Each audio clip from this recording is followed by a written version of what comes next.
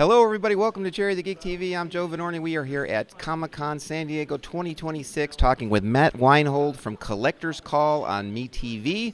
Welcome to Comic-Con. Thank you very much. How did you become a toy collector? You're a toy authority. You're a toy collector. How did that get started for you? And do you remember like the first piece or the first show or movie or line of toys that interested you and made you want to be a collector? Well, there was a time, like the earliest ones that I can remember were the Matt Mason figures, and these were these astronaut. It was like around the time of the space boom of the 60s, and so there were these figures that were astronauts that had wire inserts, and they were rubber, and then they came out, and then there was another company that put out figures that were in the same scale called the Color Forms Men from Outer Space, and that was a line where each figure was a different representative of a planet in the solar system, and the designs were brilliant and beautiful. And then there was a series called the Zeroids, which were plastic, very kind of fragile. You immediately broke them, robots.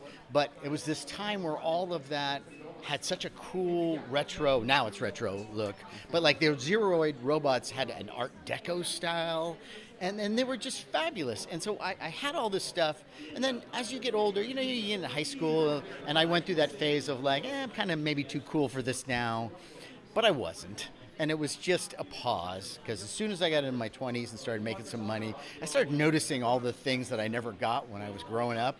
It's like, well, man, I got a little money now. I bought one, and that's how it starts. You buy one, then you go, well, I need the other one to go with it, and then it's just exponential. And next thing you know, I've got a house and a garage full of stuff. So you started on the show. You were a featured guest showing off your collection, Yes. and then they brought you on and made you part of the show. Is it harder to let a television crew film your own collection, or is it harder to evaluate another collector's prized possession? Well, I mean, evaluating somebody else's collection is a job that you take seriously, and so you want to do your research, and there's a tiny bit of stress behind it because you want to make sure that you're fair and you're giving them the right numbers, and I enjoyed it, and it's nice because then you learn more about the items that you're looking about, but showing off your own collection, I mean, that's why you collect.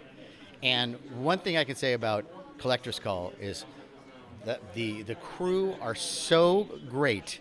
I mean, they take such care. They're so careful around your stuff.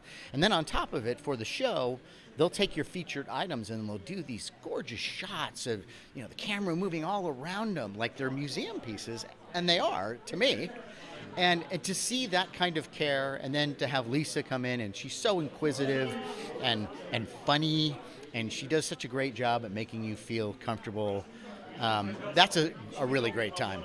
Have you ever seen something in somebody else's collection that's made you jealous? That you're like, oh, I need to get. Can you name one or two? There was a time when these certain people I knew had these things called the Shogun Warriors, which were in the 70s, and they were these big. In Japan, they're called jumbo machinders, and they're these big vinyl robot figures. They didn't need batteries. They were all spring-loaded, and the hands would shoot rockets, and they could shoot off their fists, and there were all these little gimmicks that they could do, and a bunch of people I knew had them, and it was a bucket list item. And then a friend of mine found somebody who had like a mint set of 3 who wanted to just get rid of them, and all we had to do was just pay for the shipping. And so that was like I almost wanted to cry. And it's still one of those things where I've got them up, and every time I walk by them, I'm like, all right, yeah, life's good. As we wrap up, the show's done, taking a peek at all kinds of collections, right? Snoopy collections, Hot Wheels, Frankenstein memorabilia. Do you have a personal favorite episode, 1 or 2 episodes, collections that you're like, wow, this was a cool collection? Well, you know what? So we have a podcast called Monster Party. And on Collector's Call, the first time I was on Collector's Call, I was the +1 of my friend Larry Stroth. And Larry Stroth has an incredible collection of all kinds of different stuff. This was just one little avenue of collection, which he loves the creature from the Black Lagoon from Universal Monsters. And he has got this gorgeous collection of figures and masks and movie memorabilia, and it's now. I mean, I love the creature too. I don't need every single variation, iteration of the creature, but to see someone else who has it, it's great, and he's got some beautiful stuff. You can see Matt on Collector's Call every weekend on MeTV, and check out Cherry the Geek TV for more coverage here at San Diego Comic-Con 2026.